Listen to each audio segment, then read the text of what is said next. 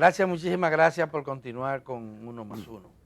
Tal como anunciamos, está con nosotros José Eloy Macún, quien es presidente del Colegio de Economistas de la República Dominicana y un pasado gobernador del Banco Central del país. Bienvenido. Distinguido caballero. Buenos días. Gracias por venir. Gracias a ustedes por la invitación. Cuéntenos cómo usted ve este panorama económico, la situación económica del país impactada por fenómenos internacionales y nacionales. ¿Y cuál bueno,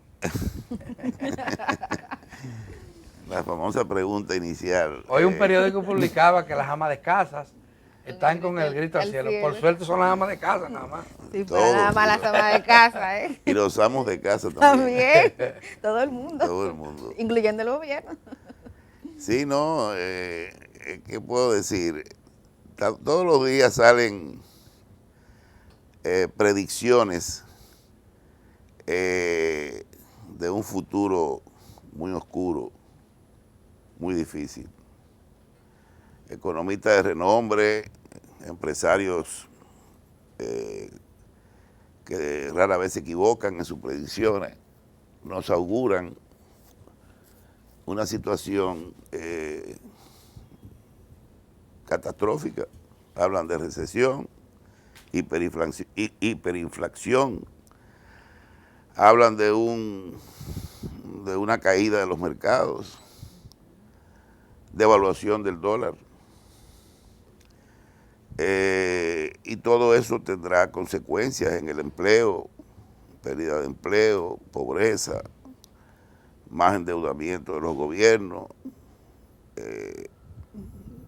Todo el panorama luce muy feo para mucha de esa gente. Hoy mismo dice la FED, y la FED y el Banco Europeo anuncian hoy mismo que Europa y Estados Unidos van muy rápido hacia una recesión. Sí, a una recesión. Entonces, eso va a tener efecto a nivel mundial.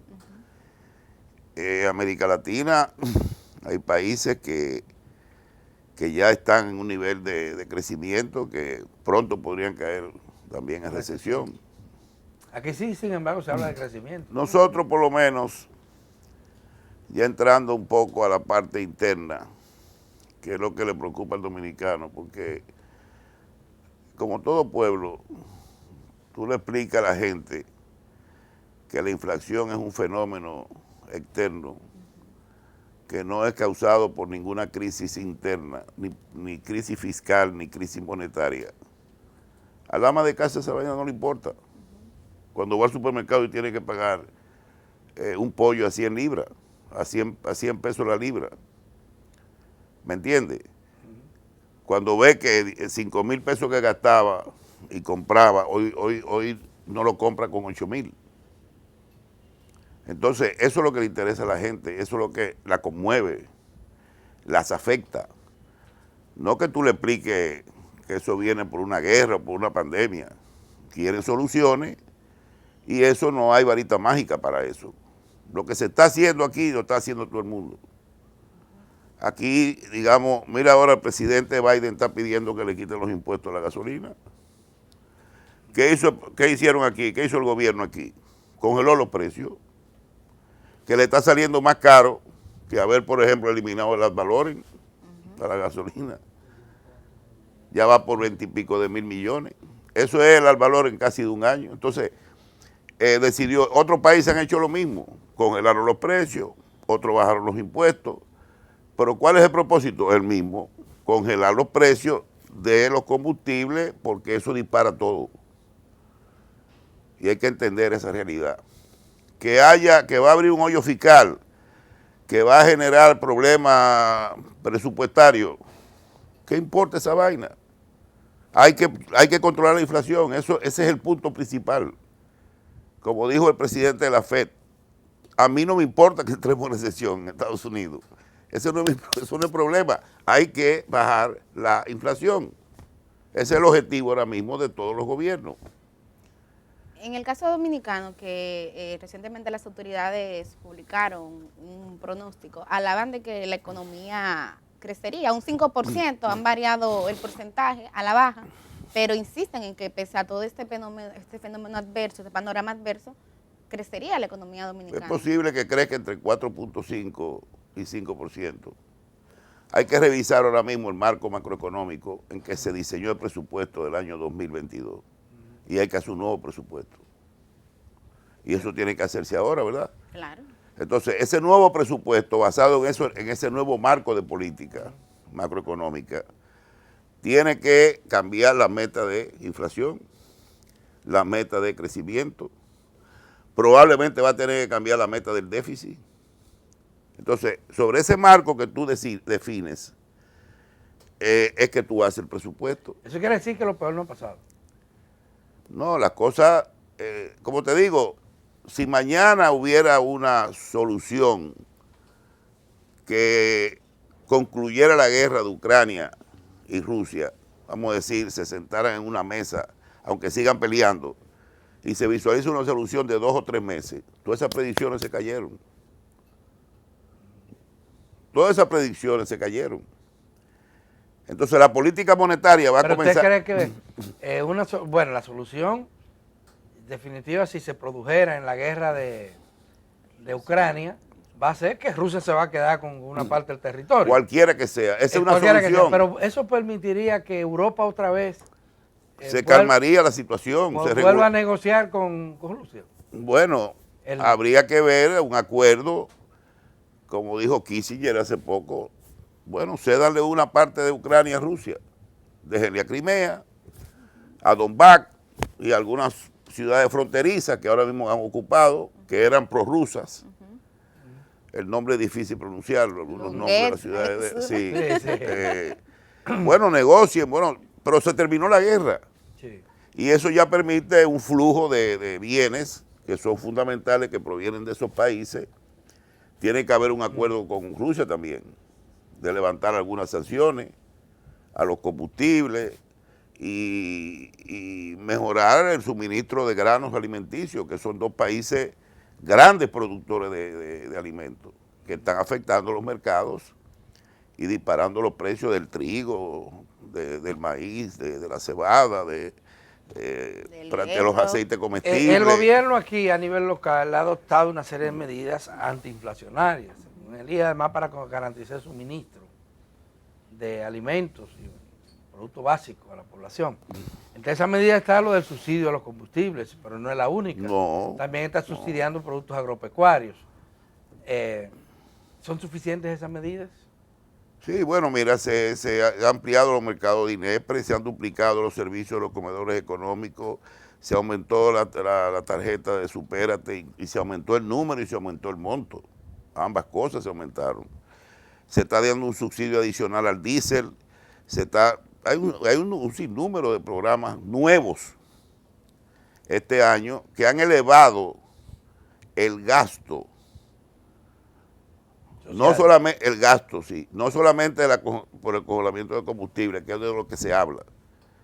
Que este año ya van 20 mil millones de gastos por congelar los combustibles. Pero eso no es todo el gasto extraordinario de este año. Tú tienes que sumarle todo eso que tú dijiste. Va como por 26, 27 mil millones ya, que no están presupuestados en el presupuesto 2022. ¿Y dónde lo saca?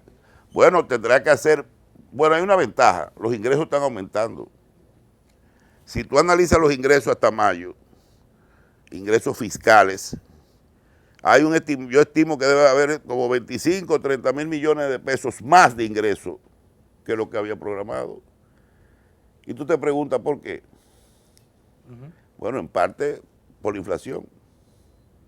Sí. Porque al subir los precios, suben los ingresos. Exacto. El volumen de los impuestos. Exactamente. Aunque el poder adquisitivo no sea... Aunque el poder adquisitivo se te cae. Pero en cierta medida, ese aumento de ingresos está permitiendo que el gobierno ahí se pueda manejar.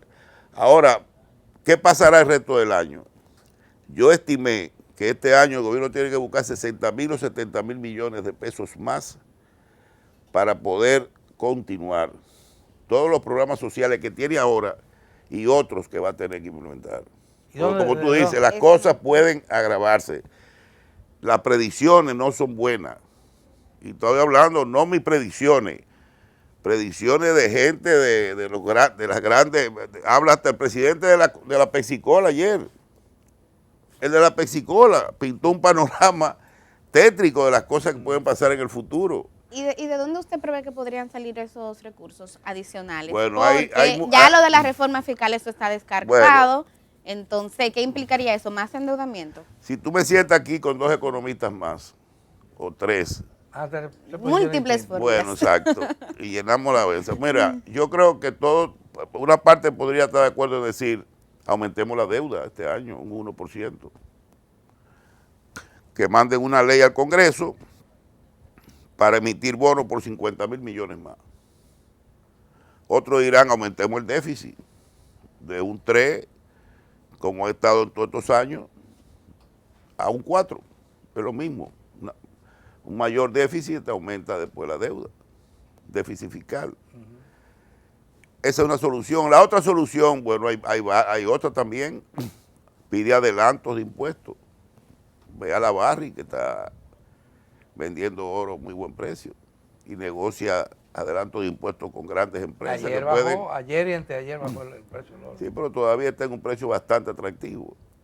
O si no, extiende la amnistía fiscal del año pasado para la transparencia patrimonial, que yo le he propuesto eso a las autoridades.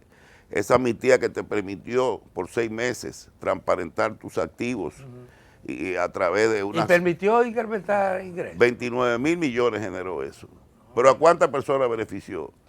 A 50,000, 51,000. Quedaron muchísima gente que no pudo transparentar su patrimonio. Entonces yo he dicho, extiendan la ley de nuevo 6 meses, eso le puede generar al gobierno 20 o 25,000 millones. ¿Y qué tiene eso? Eso es bueno porque la gente puede transparentar su situación patrimonial, claro, con facilidades que le van a dar, y eso le genera ingreso al gobierno y ayuda a regularizar un problema grande que hay en este país. Pero hablando de patrimonios, uno ha visto que en el caso de Estados Unidos, y usted hablaba de la similitud de algunas respuestas ante esta crisis a nivel mundial, el presidente Biden ha hablado también de ponerle impuesto a los súper ricos. Aquí en un momento se vio la propuesta, en este caso del Senado, de revisar algunas exenciones, algunos sectores económicos. Pero ahora Biden echó para atrás, lo que está pidiendo es rebaja. ¿Qué le parece a usted? Rebaja los impuestos. Mira, eso viene a raíz de cuando Trump bajó los impuestos, tú sabes. Sí, él quería, habló de más o menos volverlo a subir. Eso tiene la teoría básica es que mientras tú más impuestos le subes a los llamados ricos o grandes empresas, eso reduce la inversión y afecta el crecimiento y la economía. Porque quieren que invierte, quieren que mueva una economía. Son los inversionistas. También está el problema de, bueno, este tipo, oye, tiene una fortuna de 2,000, 3,000, 5,000, 100,000 millones de dólares. ¿Cómo es posible que no le apliquen más impuestos? Bueno, ellos pagan sus impuestos, pero dice, pues hay que subirlo para que paguen más. Bueno, todo eso depende hay 2 visiones sobre eso. Una que viene desde cuando Ronald Reagan, que fue el que lanzó el programa de que tirar los impuestos para abajo, y ahí arrancó la economía y se vio que... Es característica de los conservadores. Sí, bueno, sí, claro, republicanos. Y el modelo Reagan generó, sí, una dinámica económica muy buena y tuvo mucho éxito y se le reconoce como un gobierno, aunque aumentó el déficit, porque ese es otro problema. Tú bajas los impuestos, como lo bajó él, pero le dejó un déficit inmensamente grande a los gobiernos que sucedieron. Sí, recaudamento. Todo eso tiene un costo. Usted está hablando de que lo ha sugerido, lo ha consultado. ¿Quiere decir que el gobierno, el equipo económico del gobierno, lo está consultando a usted? Yo tengo amigos en el equipo económico del gobierno. Pero usted es amigo del presidente. Claro, Pero partido. yo... Uno esperaba verlo en un puesto clave dentro del equipo económico. No. Cada gobierno tiene sus equipos y sí, yo soy parte de... Yo he trabajado siempre, yo trabajé en el equipo económico durante la campaña. Nunca he perdido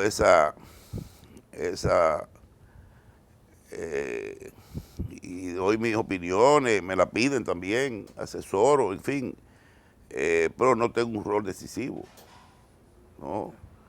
Yo hago mis sugerencias y, bueno, pueden oírse o no pueden oírse. El gobierno ratificó el actual gobernador del Banco Central. Se pensaba que eso era por 2 años, no más. Sí, lo que pasa hay es expectativa de cambio. Lo que pasa es que recuérdate que cuando sube el presidente Abinader al gobierno, lo hace en una plena crisis, en una pandemia. Y en esa pandemia, el principal rol que se jugó en ese momento, ¿cuál fue? El rol de la política monetaria. O sea, dar facilidades a las empresas a través de los bancos con bajísimas tasas de interés para que las empresas sobrevivieran. Muchas empresas, inclusive cerradas, recibieron crédito para poder pagar a su empleado, alquiler, el agua, la luz. Aún así cerradas, recibieron préstamos, facilidades de financiamiento. ¿Por qué? Porque el Banco Central lanzó casi 200.000 millones en facilidades a los bancos para que eso fue en ese momento era una situación difícil. El presidente entendió que era mejor dejar a Héctor Valdés en el Banco Central, considerando que es una área muy sensitiva y que en ese momento no. Ahora estamos envueltos otra vez en otra crisis, que de nuevo la política monetaria es la que está jugando el rol principal. Primero aumentando ahora las tasas de interés, ¿ok?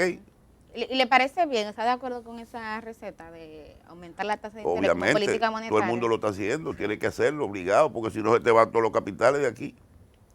Recuérdate que la gente busca ubicar su dinero donde tiene más rentabilidad. Si tú no ajustas la política monetaria en función a como la ajusta Estados Unidos y o Europa también, que lo ha hecho. Se van los capitales, se fugan. Se fugan, y eso no se puede. O se mudan. O se mudan. Entonces, además, no solamente por la fuga de capitales, es porque hay que aumentar las tasas de interés al público y a las empresas para reducir el crédito, hacerlo más caro, y eso a su vez afecta a la inversión y a su vez afecta a la demanda agregada, porque la gente ya no es tan fácil, no va a comprar una estufa con una tasa de 5% o 6%, va a tener que comprarla ahora con el doble. Pero si conectamos con su primera respuesta, cuando hacía el panorama, la posibilidad de esa recesión económica, que hoy ciertamente es noticia en Europa y en Estados Unidos, aquí en República Dominicana, a raíz también de estas políticas restrictivas a nivel monetario, ¿cómo usted la ve? Bueno, yo diría que si nosotros logramos mantener el flujo de turistas este año, con la tendencia que, claro, la recesión afecta el turismo. Ese es el punto, y más en mercados tan Exacto, importantes como el puede afectarlo, estadounidense. pero siempre hay gente que quiere salir de la tormenta. Quiere y tiene con qué. Y tiene con qué. Y quiere salir de la tormenta, porque la tormenta se va a sentir en esos países. Y viene y decide salir. Hay mucha gente, si el turismo se mantiene, las remesas, que también se pueden afectar, porque una recesión en Estados Unidos va a tirar mucha gente a la calle.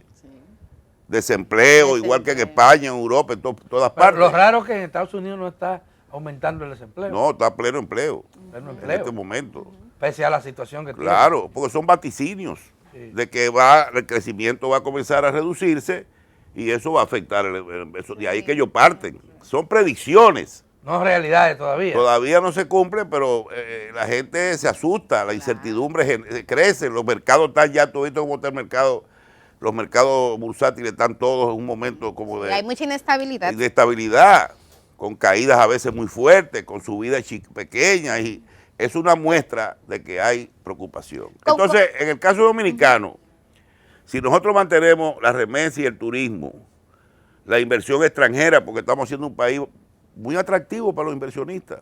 Yo me he quedado impresionado porque tengo contacto con gente en el exterior con los organismos internacionales, trabajé 11 años en un organismo internacional, en Centroamérica, y tengo contacto, estoy bien informado. Y la gente está, oye, tu país, todo el mundo está hablando de tu país para invertir allá. Me preguntan, oye, ¿qué está pasando? O sea, eso es lo que se oye fuera de aquí. ¿Y por qué es tan atractiva República Dominicana? Bueno, porque hay una situación de transparencia ahora.